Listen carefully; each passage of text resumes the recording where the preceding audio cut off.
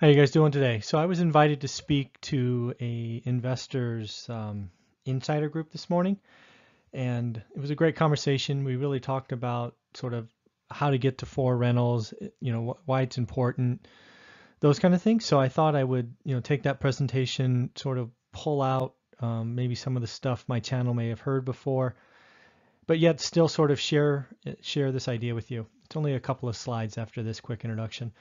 And again, I think getting to four rentals needs to be a goal for probably most of the people listening to this. If you get to four, as you'll see later, you'll quickly understand if landlording's for you, right? And if it's not, it's okay, right? Keep those four, keep them rented, let your tenants pay for them. And when you get ready to retire, you have four free and clear assets. And if not free and clear, pretty close, which means your retirement, whatever you're doing post job, you have options, and we'll talk a little bit about that here. I think some of you are in a position where you could actually make getting four rental properties your goal for the year. I'd want to hear from you. If you're just looking to get one, I want to hear from you and leave a comment below. One of the goals that you saw in my personal goal tracking sheet is to help 100 people take action. I chose 100 because again, it's scarier than 10. I like round numbers. But in order to sort of track that, I need to hear from you. So leave comments, questions below. Let me know what we can do to help. And please, if you actually pull the trigger and purchase something, please let me know. Leave a comment below, send me an email, whatever you'd like. I'd love to hear from you. And maybe it's a deal that we get to do an interview together. So in the end, I thought I would talk about four rentals with you, why I think it's a good idea, and we'll just go ahead and get started. So first of all, why? Right? I've now shared this story of financial freedom and our journey from 1 to 175 a lot of times. And while it's an interesting story and it gets people, I guess, interested, it probably also scares people.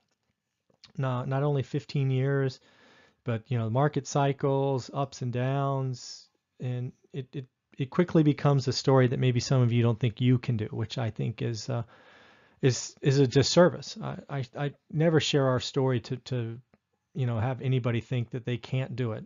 Frankly, if we can, anybody can.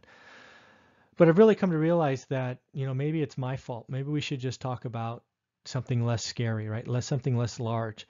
And hence the idea of getting to four, right? If we can just help people get to four rentals, we will have changed people's lives, and that's really why I'm doing what we're doing here for the rest of my life is to help improve people's lives and just make it that much better. And then why did I come to four? Well, frankly, it's because it's the easiest stuff to get financed. All of you watching this that doesn't have a huge rental portfolio, getting four investment property loans is, I don't want to say extremely simple, but relatively simple, right? Straightforward, down payment, credit, work history, buying it right, appraisal, right? All that stuff. You're going to get financed. It's not a question of can I get financing. You will absolutely get financing, and you'll get the best rates, right? Where today I'm paying 6.5 or 6 3/8. Many of you be paying in the fives, which is good. So go get that cheap money. Get the cheapest money you can, fixed rate debt, long term, put more down, be conservatively financed, and you're going to be wildly happy, even if you just decide to stop at four. I believe having four rentals and then letting time happen does a couple of things for you. First, while I don't like you to bet on appreciation, it's going to happen, right? It's a nice surprise, cherry on top, whatever you want to think. But the idea is the asset will be worth more, right? If you buy an asset today and hold it for 30 years, let tenants pay it off, tax advantage, conservatively financed, it will be worth more. Will it be worth twice as much? Probably. Will it be worth 3 times as much? I don't know. But heck, twice as much ain't a bad thing, especially when a tenant paid off 80 or 70 or 60% of it for you. So it's all good. Also, rent's going to go up. I've seen a 30, maybe 35% uptick in rents from when I started to where they are now. And that's 15 years. What the heck happens over 30 years, right? Could rents double? Maybe. Could they go up 50%? Probably. So there's the idea, right? Rents are going to be helping you, and you have fixed rate debt, so your debt stays fixed even though the rental income goes up. And then of course we can't forget that you're having your tenants pay for your asset. I think that's just the greatest thing in the world, is to have a tenant pay for your asset. I don't know of any other thing where others are paying for stuff that I own that's going up in value, paying down the mortgage, and it's just a great thing. The real beauty of 4 and why I think everybody should get to 4 is it offers you flexibility in 10 to 30 years, right? Depending on your time horizon, right? Maybe you decide, maybe you don't own them free and clear yet, but maybe you sell one and pay off the other 3. Maybe what you do is after they're paid off is you refi one every other year and pull money out. And just so you know, refi money is not taxed, right? It's not income. So if you have an asset that's worth 300 and you conservatively pull out 60%, 180 grand, how long can you live on 180 grand? Probably a while, right? Because again, if you're following what I talk about good defense and not, raising your expenses, you should be able to live on that for quite a while. And then maybe 2 years down the line, you do it on another one. So again, owning assets that increase in value that are, nearly or if not paid off, it's all good news. And then the beauty of this is when you get to 4, you can stop and assess, right? If you get to 4 and you decide it's not for you, you're good, right? You got 4, you got the cheapest long-term debt you can, you're taking advantage of the system, and then, you go off and do other things, but you keep them for a long time.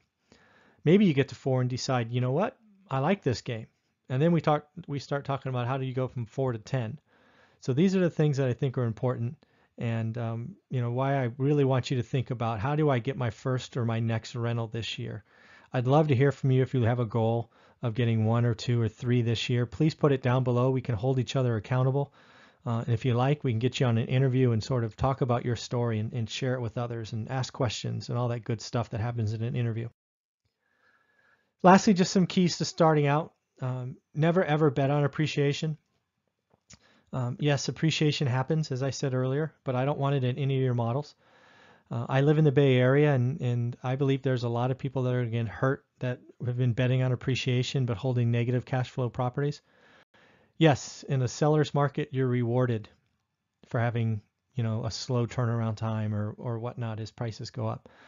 But guess what? Party's over. Prices are going to get whacked. Buyers have disappeared. They've revolted. The affordability got too low. And as I've talked about for years now, watch the affordability. It tells you what's coming.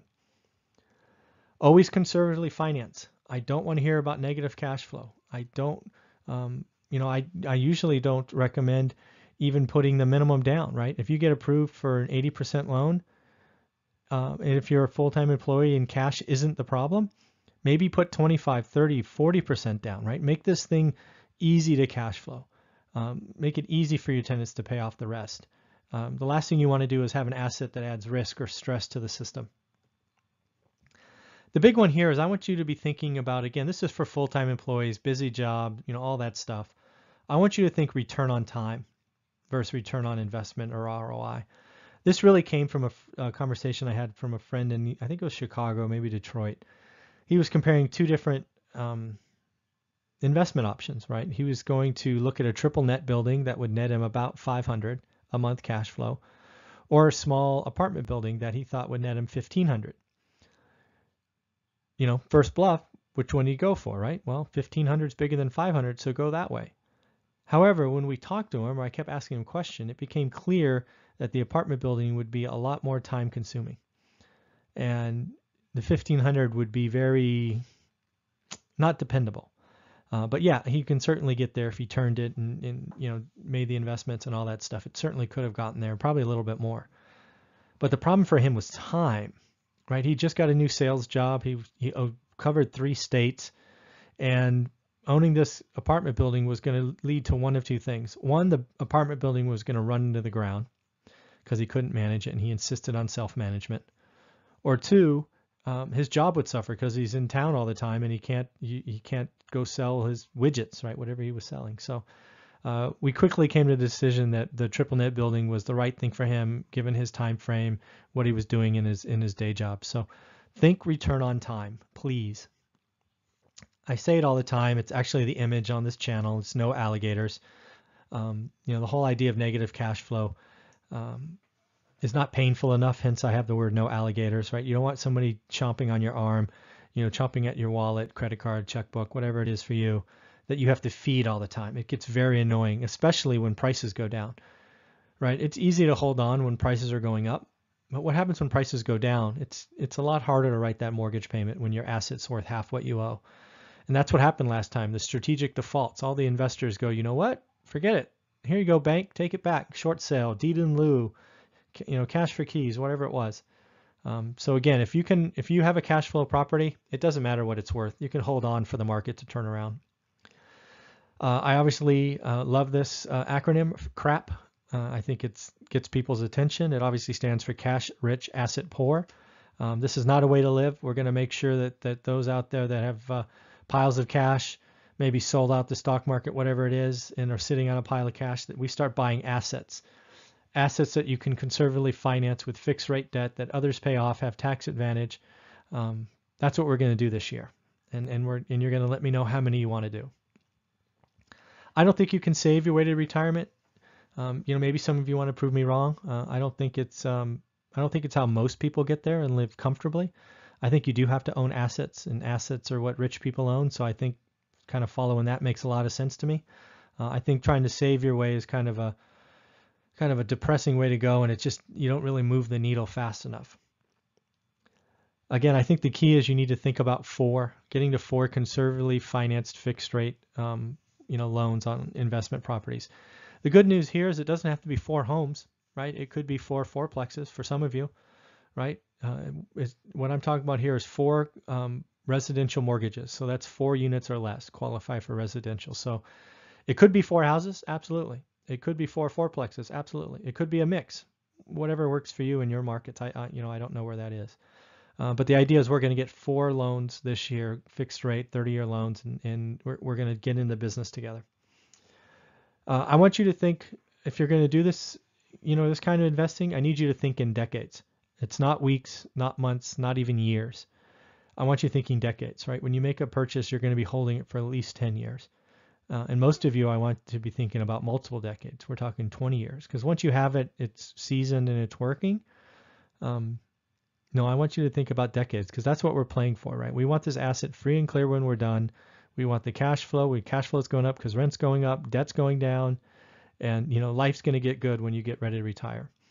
The other thing I got on that conversation today was, great, this plan works if you're 20s or 30s, but what about me? I'm in my 60s. Well, what I've been telling friends who give me that question is, you know what? Great question. Instead of thinking about a 30-year mortgage, which you can't realistically see yourself ever paying off, let's get a 15-year mortgage, right? If you're 52, let's get a 15-year mortgage and aim to be done by 67, right? Just change the mindset. Change it from thinking 30-year and you just do 15. Now, yes, you're going to have to put more down and your cash on cash or yield is going to be lower, but that's not what you're chasing. You're not chasing yield or cash on cash like all these other talk about. You want to have the easiest thing to manage, cash flow property showing up that you can hold on for 20 years regardless of market cycles. That's what we're doing. Stay focused on that. And again, the other thing to think about is you don't have to do everything yourself. One of the reasons we did what we did is we outsourced darn near everything. Had a property manager since day one. Right? We didn't do any property management. We never did repairs, never did painting, right? All this stuff. We focused on our day jobs, which produce capital, which was our number 1 job. And number 2 was we tried to find deals. Maybe what I recommend for most people is focus on your day job and then focus on managing a team. And not by management, not like in traditional sense, but who's on the team and who's off. Who's helping you and who's not. That's what you should be worried about. In fairness, with managing a team, it means you're going to do some hiring and some firing, right? Not in the legal sense, but you're going to have to get people on the team and off the team. So just think about that, and that's pretty important, I believe. So in the end, I just wanted to share this quick video with you because I think the goal in 19 should be getting to 4. It really feels funny to say 2019, but it's already day 2 of 2019. Christmas is only 348 days away. It's pretty crazy. So in the end, leave a question below. If you have something for our series called Subscriber Questions, leave a comment below. If you are going to get a rental property or 2 this year, I'd love to hear from you. And if you'd like to be interviewed on this channel, let me know. Again, leave a comment, send me an email. Email you can send it to is mzuber, Z-U-B-E-R, at 1rental at a time. In the end, have a great day.